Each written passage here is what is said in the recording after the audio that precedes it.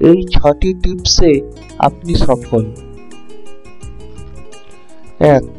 আপনি 5 বছর আগে যে ধরনের বই পড়েছেন বা যে ধরনের মানুষের সাথে মিশেছেন, আপনার বর্তমান পরিস্থিতি হচ্ছে তারই ফল।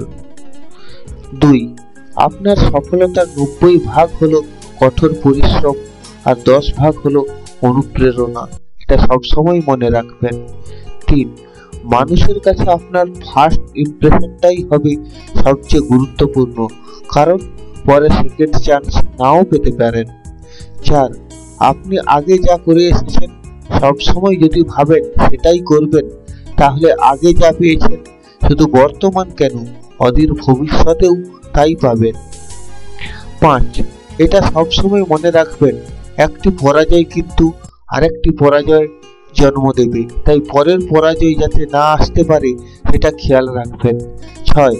আপনার বাহ্যিক আচরণে যদি আপনাকে চরিত্রবান, সাহসী, সৎ, বিশ্বাসী বলে মনে হয়, তাহলে আপনার বাহ্যিক প্রতিফলন আপনাকে অনায়াসেই সফলতা এনে দেবে।